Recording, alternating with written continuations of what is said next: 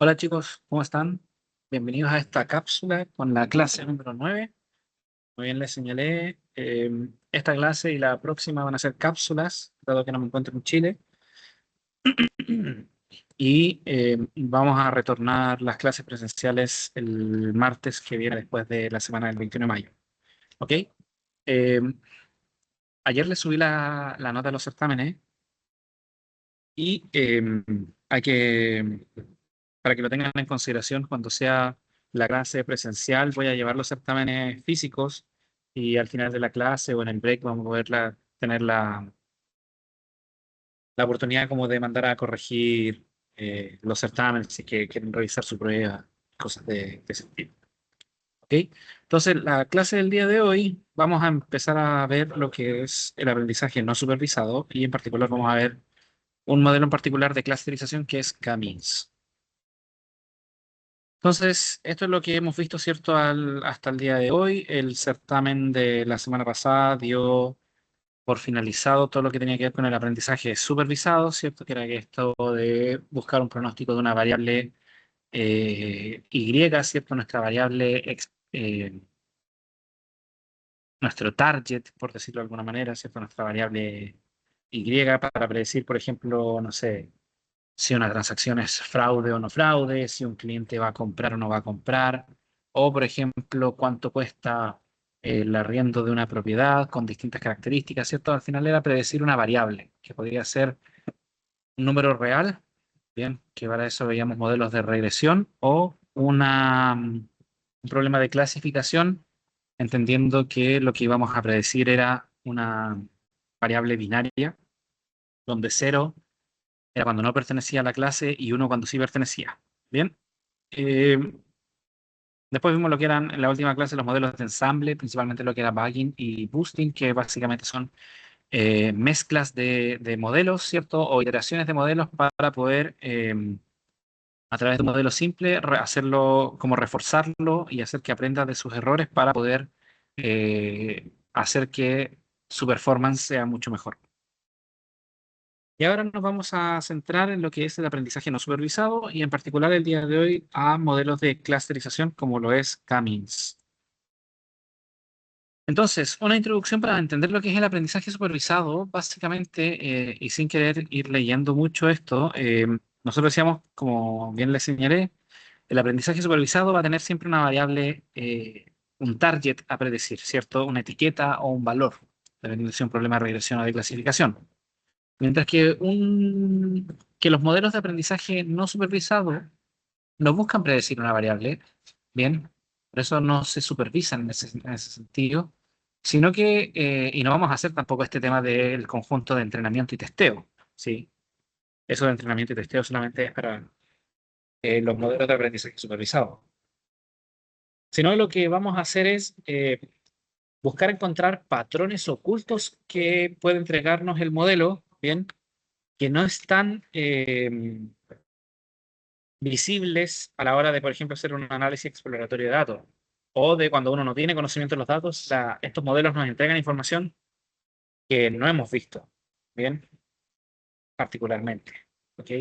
Entonces, básicamente, lo que vamos a hacer con estos algoritmos es trabajar con la naturaleza propia de los datos sin tener un target específico. Estos modelos de Machine Learning van a descubrir entonces agrupación en los datos o patrones ocultos sin la necesidad de una intervención humana de nosotros como usuarios. Entonces, su capacidad de descubrir similitudes y diferencias en la información lo convierte en una solución ideal para el análisis de datos exploratorios, las estrategias de venta cruzada, segmentación de clientes y reconocimiento de imagen, por ejemplo. ¿Cuáles son las características de los modelos? Vamos a ir viendo aquí uno por uno. Buscan descubrir patrones previamente desconocidos en los datos, ¿cierto? Patrones ocultos. Van a agrupar los datos en conjuntos sin etiquetas en función de las características ocultas subyacentes de estos. Por ejemplo, en clusterización, yo les decía que lo que podemos hacer con estos modelos es clusterizar en, por ejemplo, tres conjuntos distintos en donde cada clúster va a ser súper homogéneo entre sí, pero va a ser muy distinto al resto, a los otros dos clústeres. ¿Ok? Y bajo qué componentes está haciendo esa clusterización, no lo vamos a tener del todo claro, ¿bien? Porque esto no es un problema de clasificación. No estamos buscando clasificar por un cliente si compra por un canal digital u otro, o eh, cuánto es el monto de su boleta, ¿cierto? No es por una categoría, sino que es varias características que los hacen ser similares entre sí.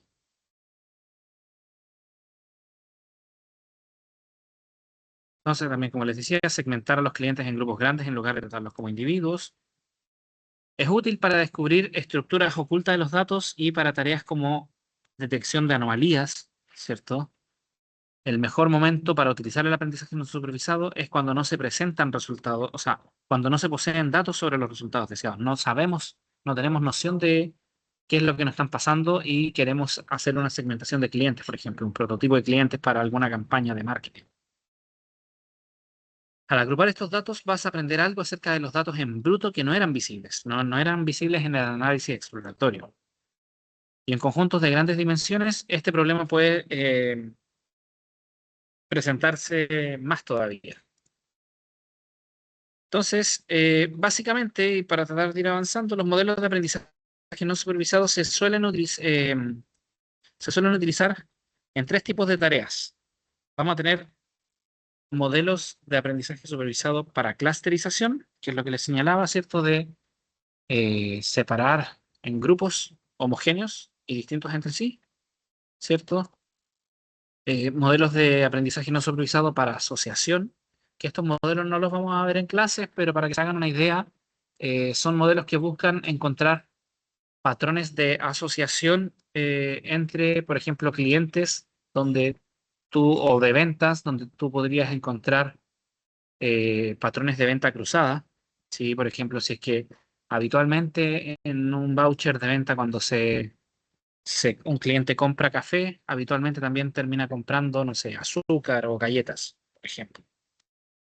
Y otro tipo de modelos de aprendizaje no supervisado van a ser los reductores de dimensionalidad, que básicamente lo que van a buscar hacer es, como bien lo dice su nombre, reducir la dimensión de las variables, ¿bien? Pero sin hacer segmentación de variables, sin hacer o el p-value, ¿cierto? O encontrar variables significativas. Lo que van a hacer los reductores de dimensionalidad es una transformación, en vez de tener, por ejemplo, supongamos 30 variables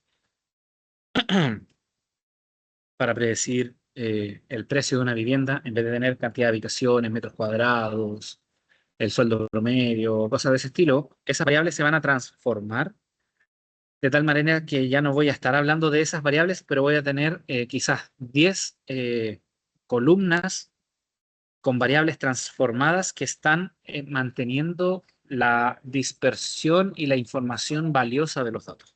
¿Ok? Eso lo vamos a ver como en dos clases más. Entonces, ejemplos prácticos de aprendizaje no supervisado, secciones de noticias. O sea, por ejemplo, ustedes cuando se meten a algún medio, ¿cierto? Por ejemplo, en MOL o El País, van a poder ver que existen segmentos de clientes, o sea, perdón, segmentos de noticias, tecnología, política, deportes, eh, qué sé yo, Estados Unidos o cosas de ese estilo. Entonces, por detrás, uno podría automatizar eso de tal manera que dentro de la segmentación se incluyan palabras o cosas de esa índole para poder clusterizar de esa manera o asociar de esa manera. También vamos a encontrar detección de anomalías, por ejemplo, no sé, si tenemos una base de datos que contiene, no sé, repuestos y algunos que quizás tengan algunos patrones que no están necesariamente estamos entendiendo, que puedan generar que se vayan eh, a echar a perder, ¿cierto? A lo mejor podemos encontrar datos, patrones en común de ciertos componentes de cada fila que puedan decir, mira, ¿sabes qué? Este tipo de conjuntos de datos o de características hacen que habitualmente se puedan encontrar equipos defectuosos. Personalizar el cliente, que es el ejemplo más intuitivo, diría yo, que es clusterizar, ¿cierto? Como tener clústeres de clientes, prototipos de clientes que comparten tipos de información, ¿cierto? Compran de una manera determinada, sus vouchers de compra son de un cierto monto, tienen perfiles similares, rango etario, cantidad de hijos, si son profesionales, técnicos u otros, etcétera, etcétera.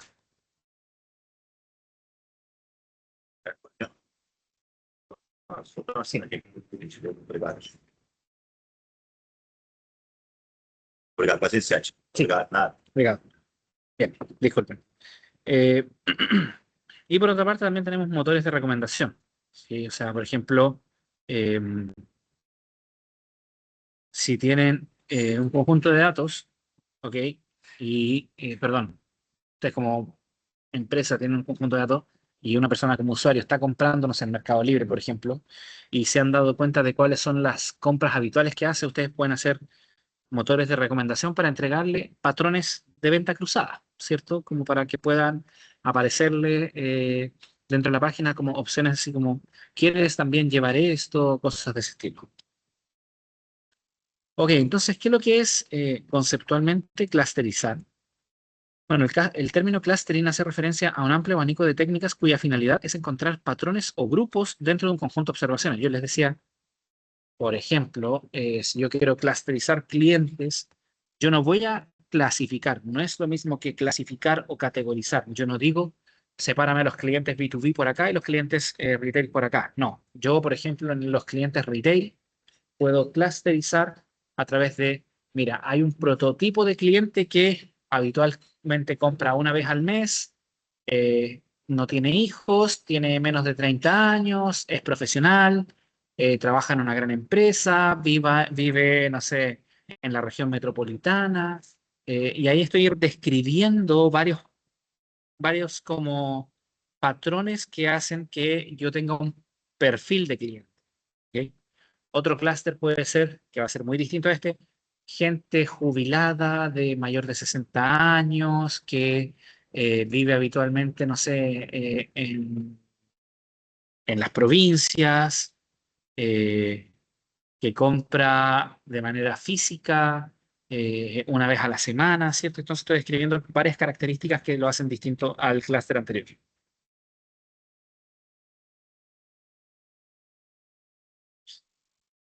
Entonces, estas particiones se establecen de forma que las observaciones que están dentro de un mismo grupo sean lo más similares entre ellas, pero al mismo tiempo sean muy distintas a las observaciones de otro grupo. El proceso no tiene en cuenta a qué grupo pertenece realmente cada observación, si es que existiera esa información. Esta característica es la que la diferencia el clustering de los métodos de clasificación. Claro, o sea, yo lo que les describo es un poco como de cuando uno desde el punto de vista como de experiencia cliente describe un prototipo de cliente, pero el modelo no va a estar haciendo esa categorización, sino que va a estar encontrando otro término que es la varianza intracluster y comparándola versus la varianza intercluster, ¿ok? Básicamente. Entonces vamos a encontrar dos tipos de clusterización, unos que van a ser los modelos de clusterización por partición y otros que van a ser por jerarquía. ¿Cuál es la diferencia entre uno y otro? Básicamente el hiperparámetro de el número de clusters. Entonces los modelos de clusterización por partición van a ser un hiperparámetro el número de clases con el cual tú quieres decirle al modelo que entrene. ¿Ok? Entonces yo le voy a pasar al modelo los datos y le voy a decir, quiero que me encuentres 3 clusters o que me encuentres 4 clusters, 5 clusters. Yo se lo defino como usuario. Bien, pero en los modelos de clusterización por jerarquía, esto no va a ser un hiperparámetro, sino que el modelo te va a recomendar la cantidad de clusters que él encuentra que existen. Bien, entonces en eso un poco es lo que se diferencian básicamente. Entonces, algunas observaciones importantes a la hora de encontrar modelos de aprendizaje no supervisados, bien, estamos hablando de clusterización y en particular los de partición, donde yo le tengo que entregar el hiperparámetro del número de clúster, es que, ¿cómo yo elijo? ¿Cierto? Esa es un poco la pregunta.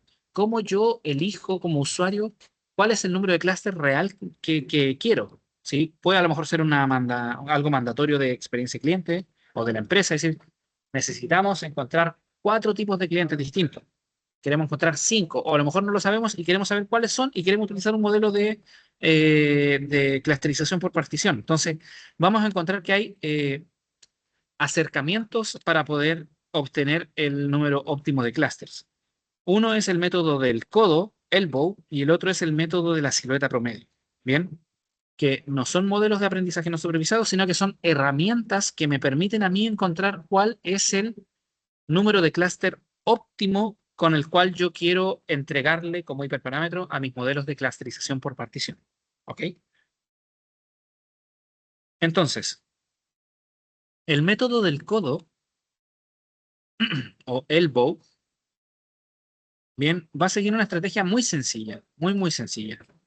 Ya voy a ir saltando esto, pero básicamente lo que va a hacer es que eh, aquí, si se fijan en el último párrafo, dice el método elbow calcula la varianza total intracluster en función del número de clusters y escoge como óptimo aquel valor a partir del cual añadir más clusters apenas consiga una mejoría. Entonces, si lo vemos, ¿por qué se llama el método del codo? Es porque si se fijan acá, yo tengo aquí mi codo, ¿cierto? Y yo voy a hacer un gráfico donde va a ir cayendo la varianza total intracluster. Entonces, si yo tengo aquí, imagínense que mi puño es un punto, bien, con la varianza total intracluster, y yo tengo ahí un solo clúster. Cuando yo pase a dos clusters, la varianza total intracluster va a disminuir, ¿cierto? Va a disminuir a este punto, ¿bien?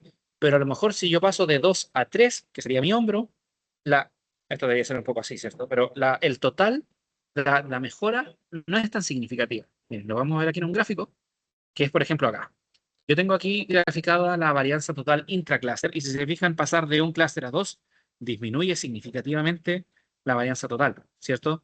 Pasar de 2 a 3 también disminuye, pero ya pasar, por ejemplo, de 3 a 4 pareciera que esa disminución no es tan significativa. O sea, ustedes si lo hacen al infinito, imagínense hasta dónde podría llegar esto si ustedes lo hicieran correr al infinito, va a terminar haciendo que un único cliente sea un único clúster, ¿cierto? Que no tiene sentido. Entonces, ¿hasta dónde lo vamos a hacer? Bueno, lo vamos a hacer hasta donde el codo, ¿cierto? Que hay el punto en que pasar del codo al hombro, ¿cierto? No es tan significativo como pasar del puño al codo, si es que se entiende la analogía. Bien, y ahí estarían esos tres clusters. Acá tenemos otro gráfico, ¿cierto? Que es un poco la misma visual, solamente que aquí con un clúster igual a 5, ¿sí? Que sigue disminuyendo y pasar de 5 a 6 ya la mejoría es muy lenta. ¿Okay? Entonces, eh, ahí tengo los 5 clusters. ¿Cómo se grafica esto en Python? Básicamente vamos a llamar una librería que se va a llamar Yellowbrick, ya no es scikit-learn, y lo que vamos a hacer es, primero que todo, instanciar un modelo de Camins, ¿bien? Que se necesita primero instanciar un modelo con el cual vas a trabajar. Entonces, ¿cuál es el modelo eh, básico de partición? Camins, que es lo que vamos a ver hoy. Lo instanciamos y después vamos a hacer un visualizador que va a utilizar el modelo del codo para hacer iteraciones con este modelo, ¿cierto? De 1 a 10. Y si se fijan a la derecha, acá yo tengo la varianza intracluster total, ¿cierto? Acá se le dice distortion score, el score de distorsión, ¿cierto? Y pasar de 1 a 2 disminuye significativamente, de 2 a 3 disminuye, y luego ya el mismo modelo, o sea, perdón, la misma herramienta, el mismo método del codo, te indica cuál es el método, cuál es el codo para poder tú utilizar como hiperparámetro para el modelo de partición, que sería con un K igual a 3. ¿Bien? Por otra parte, sí, para haciendo una breve pausa mental en donde queremos entender bien lo que estamos aprendiendo, estamos en aprendizaje no supervisado, ¿cierto? Dijimos que aprendizaje no supervisado tenía tres tipos de modelos: asociación, clusterización y reducción de dimensionalidad. Estamos parados en los modelos de clusterización, que dijimos que habían dos tipos. Uno donde yo le entrego el hiperparámetro, como hiperparámetro el número de clusters, y otro donde no se lo entrego porque el modelo me lo arroja solo. ¿Bien? Entonces, en los modelos de partición, donde yo tengo que entregarle al modelo ese hiperparámetro, estamos entendiendo que hay dos métodos o dos herramientas que me sirven para encontrar cuál es ese número óptimo. ¿Ok? Entonces, uno va a ser el método del codo que vimos recientemente, y ahora va a ser el método de la silueta. El método de la silueta, básicamente, y aquí para no estar leyendo, ustedes lo pueden reforzar y leer la presentación después, va a utilizar una métrica de distancia en donde yo voy a hacer una iteración de punto por punto del conjunto de datos. Va a hacer la distancia versus el, el punto central del clúster que estoy generándole. O sea, yo digo clusters, supongamos dos clusters. Entonces, Yo voy a tener el conjunto de datos y voy a buscar dónde está ese punto central de mi clúster y iterar la distancia que existe de eso dividido por la máxima distancia posible que existe entre puntos dispersos dentro de un clúster al centro del clúster. ¿Ok?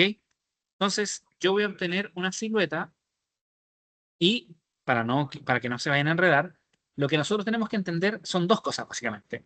Una es que vamos a considerar dentro de la iteración de los clústeres, 1, 2, 3, 4, 5, cuál es el que me va a entregar el mayor coeficiente promedio de silueta. El que me entregue el mayor coeficiente promedio de silueta es con el número de clústeres con el que nos vamos a quedar. Bien, y lo otro que hay que considerar es que en el fondo yo puedo ir evaluando a través de esto que dice SI, ¿cierto? Que sería la distancia iésima o el coeficiente de la silueta iésimo, ¿cierto? Si es igual a 1, bien, ¿qué significa esto? Que los puntos están perfectamente asignados a un grupo, a un clúster, ¿bien? Si es igual a 0, significa que los grupos se superponen. Puede que hayan dos clústeres superpuestos uno sobre el otro y por ende un punto podría pertenecer a un clúster o a otro al mismo tiempo. Bien, y cuando es negativo, significa que ese punto está mal asignado a un clúster. ¿Ok? Eso es básicamente lo que hay que considerar. ¿Qué es esto? Entonces, ¿cómo se ve el método de la silueta? Acá tenemos una serie de iteraciones, k igual a 2, 3, 4, 5, 6. Aquí tenemos de manera gráfica la dispersión de los datos. Y si se fijan, aquí en la gráfica, ustedes pueden ver que en el eje X se ven valores de negativos hasta 1 positivo, ¿cierto? Yo les decía que cuando el valor es negativo, como por ejemplo aquí en el k igual a 3, se ve que los últimos puntos están mal asignados ahí, porque están cayendo con una silueta negativa. Significa que están mal asignados esos puntos, ¿bien? A un clúster 3. Bien, y por otra parte tengo la línea roja segmentada, que es el coeficiente promedio. ¿Ok? Entonces, básicamente lo que vamos a ver aquí es que si yo veo abajo cuál es el coeficiente promedio, me voy a dar cuenta que con clusters igual a 2 obtengo el mayor coeficiente promedio de silueta, que me da 0,705. Bien, y con ese es el número que yo me debiera quedar.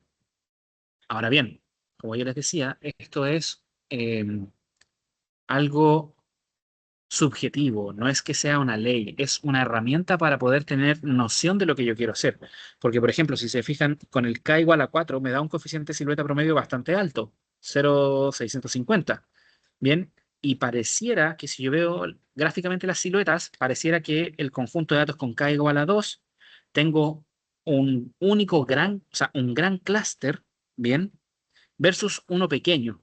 Entonces, como que eso puede ser, ya tengo el coeficiente de la silueta promedio más alto, pero tengo súper desbalanceados los dos clústeres. Mientras que si yo veo el K igual a 4, tengo 4 clústeres, bien, que están bastante... me acabo de dar cuenta que tengo separado, o sea, tengo mal asignado aquí los gráficos. Donde dice K igual a 4, en realidad es 5, y K igual a 5 es igual a 4, ya, acá arriba en los gráficos. Bien, pero entonces si vemos aquí donde dice K igual a 5, que debe ser K igual a 4, están bastante distribuidos las siluetas. Y tengo ahí los 4 clústeres abajo como bastante balanceados. Entonces es una herramienta, básicamente, que nos sirve de manera intuitiva. ¿Cómo se ve esto de manera codificada en Python?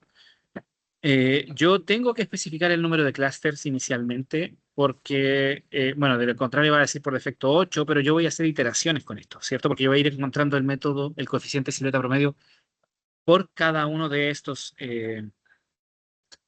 clusters. Cluster igual a 2, 3, 4, 5. Entonces es algo que tenemos que hacer de manera iterativa. Y bueno, por último, el modelo de Kamins, que es nuestro primer modelo de clusterización por partición que vamos a ver, y que es el único que vamos a ver en la clase de hoy. Es un modelo que se creó en 1967, o sea, es bastante viejo. Bien, y lo que hace básicamente, lo que yo les decía es que eh, va a considerar, voy a ir saltando un poco esto, va a considerar dos propiedades que son, como si se fijan acá, es que todos los puntos de mi conjunto de datos van a pertenecer sí o sí a un clúster y a un único clúster. Entonces, si se fijan aquí, la unión de los clústeres, que es la nomenclatura que se utiliza como clúster 1, clúster 2, clúster 3, hasta el clúster késimo, todos incluyen al total del conjunto de datos, pero al mismo tiempo la intersección entre los dos clústeres, entre dos clústeres es vacía. ¿Por qué? Porque solamente pertenecen a un único clúster. Bien, como dice aquí, significa que toda observación pertenece a un único clúster, ¿cierto? Y no se solapan estos clústeres.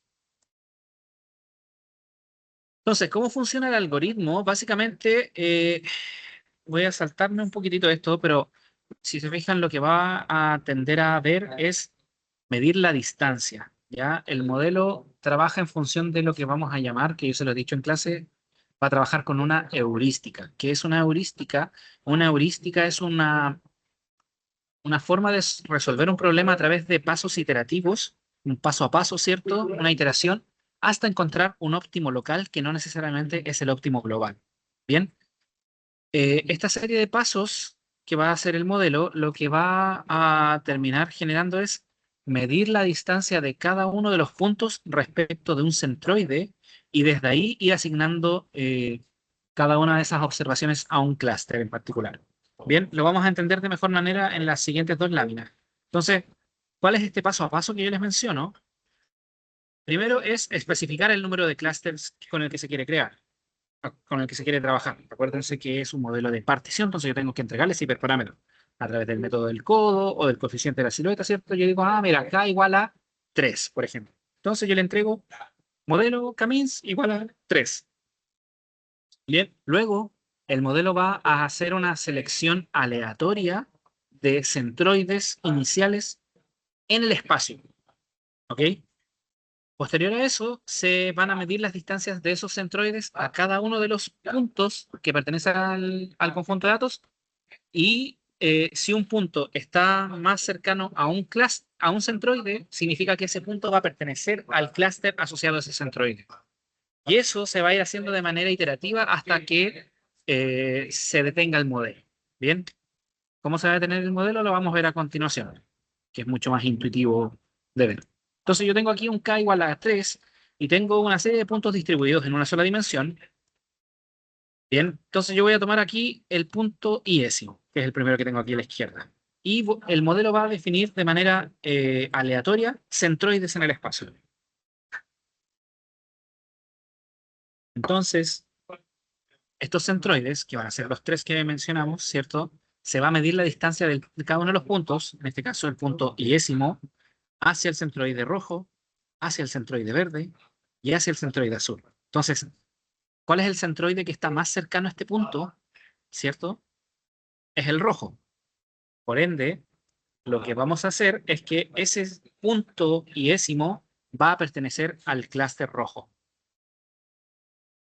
De esa manera, ¿cierto? Y lo vamos a hacer con todos los puntos del espacio, o sea, con todos los puntos del conjunto de átomos.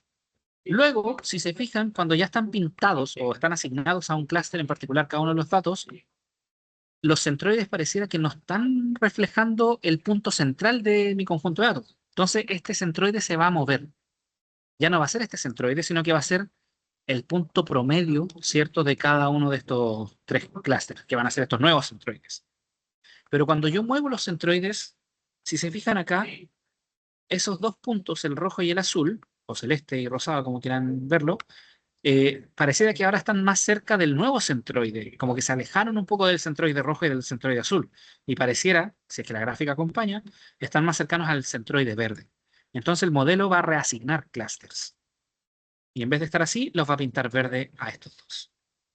Y va a volver a calcular nuevamente los centroides, pero como ya no se mueven, ¿cierto?, los puntos del conjunto de datos a otro centroide, no hay un cambio, ¿cierto?, de un centroide cercano, el modelo va a llegar hasta ahí y esos van a ser los tres clústeres y los tres, y a qué clúster van a pertenecer cada uno de los conjuntos de datos.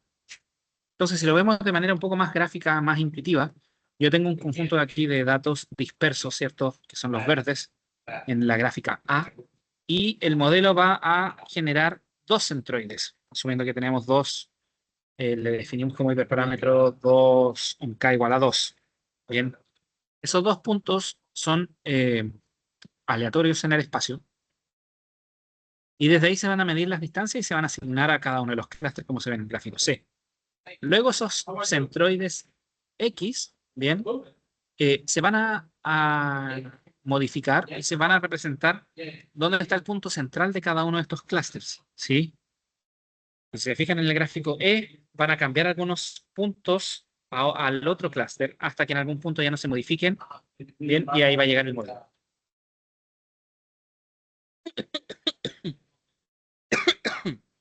Bien. ¿Cuáles son las ventajas y desventajas de mi modelo? Básicamente, como son modelos de partición, yo tengo que especificarle el número de clusters ya a través de herramientas como el método del codo o el método de la silueta. Pueden tener dificultades para poder asignar, ¿cierto? En función, ya que trabajan en función de distancias euclidianas. Por ende, lo recomendable siempre va a ser escalar los datos para que no se vean afectados por outliers o datos con distintos órdenes de magnitud. Luego, vamos a entender que como esto es una heurística y es un óptimo local, dependiendo de cómo asigna aleatoriamente inicial los centroides el modelo, puede que a lo mejor si yo vuelva a calcular ese modelo, los centroides que calcule esta vez puede que no sean necesariamente los mismos. Bien, por eso es importante que si tú quieres garantizar, como dice ahí, la reproducibilidad de los resultados, vale decir, que si estamos haciendo un laboratorio y queremos que todos tengan los mismos clústeres asignados, vamos a tener que trabajar con semillas para que esa aleatoriedad desaparezca. Y por último, un punto importante es que, y aquí les presento otro modelo de forma inmediata, que dado que Camins puede presentar problemas con la robustez frente a datos extremos, incluso si es que están escalados, porque el escalamiento es básicamente para los órdenes de magnitud, pero si es que yo tengo outliers, eh, como este modelo Camins trabaja con centroides que son puntos aleatorios en el espacio, podemos buscar otro modelo un poco más robusto que va a ser Camedoides. ¿Qué es lo que va a ser Camedoides? Es exactamente lo mismo que Camins, pero a diferencia de Camins, los centroides no van a ser puntos aleatorios en el espacio, sino que los medoides van a ser puntos que pertenecen al conjunto de datos. Y por eso no son no son centroides, sino que son medoides. Entonces, como dice aquí, considera como centroides datos que van a pertenecer al conjunto de datos, no son puntos aleatorios. Bien, entonces esto va a hacer que no se vean afectados por outliers y los medoides van a ir cambiando a medida que se encuentren datos que pertenecen al clúster, que sean más representativos a partir de la menor distancia entre esos medoides versus el resto del conjunto de datos que pertenecen al clúster. Entonces, acá yo tengo un resumen de cuáles son las diferencias entre Camins y Camedoides. Camins utiliza centroides que son puntos aleatorios en el espacio, ¿cierto? Y van iterándose a través de la media de los puntos, el promedio de los puntos, ¿bien? Mientras que Camedoides utiliza un punto real del conjunto de datos que son los medoides, por ende son más resistentes a outliers, pero pueden ser un poco más lentos y al mismo tiempo más robustos. Y bueno, y abajo tenemos cómo se ve graficado codificado esto, perdón, en Python, ¿cierto? Tenemos que llamar al scikit-learn, a cluster para Camins, y para medoides tenemos que llamar a una librería adicional de scikit-learn. Y lo que vamos a hacer es primero instanciar el modelo, luego entrenar y luego hacer la predicción. Pero no hay que confundir que esto no es lo mismo que un modelo de aprendizaje supervisado. Aquí, si se fijan, no estamos entrenando el modelo con un X de entrenamiento y un Y de entrenamiento para luego predecir en el X de testeo. No, aquí lo que estamos haciendo es que el modelo recorre el total de conjunto de datos para que pueda asignar a qué clúster va a pertenecer cada una de las filas. Entonces, por ejemplo, en el modelo de Camins que dice K igual a 4, lo que se va a hacer es que el modelo va a asignar una nueva variable que va a ser el clúster, bien, para cada una de las filas, donde si yo tengo 4 clústeres, el modelo va a partir desde el 0. Entonces yo voy a recorrer el conjunto de datos y voy a ver que van a haber algunas filas que van a tener una nueva variable asociada al clúster 0, al clúster 1, otras al clúster 2 y otras al clúster 3, y ahí yo voy a tener los cuatro clústeres. ¿Ok? Bien, entonces como esto es una cápsula, no hay preguntas. Si quieren me pueden mandar un correo y yo se los puedo feliz de responder. Así que hasta aquí llegaría la cápsula del día de hoy, asociada a la clase 9. La próxima semana también vamos a tener una cápsula para la clase 10, donde vamos a seguir viendo modelos de aprendizaje no supervisado, específicamente de clusterización. Eh, y el laboratorio se los voy a estar subiendo yo creo que entre hoy en la noche o mañana en la mañana más tardar, por lo que les voy a pedir que si pueden entregarlo, yo creo que es martes, a más tardar el sábado al mediodía. ¿Bien? O mejor, el sábado a las 2 de la tarde es el horario último para poder enviar el laboratorio. ¿Ya? No a las 2:30, no a las 2:05, a las 2 de la tarde. ¿Ok? Entonces, el sábado a las 2 de la tarde envían sus laboratorios, lo pueden hacer de 2, 3 personas o solo si quieren. eh, y se lo envían a mí con copia a los ayudantes, ya que son los ayudantes quienes hacen la corrección. ¿Ok? Eso sería todo por hoy. Nos estamos viendo, que estén muy bien. Cuídense.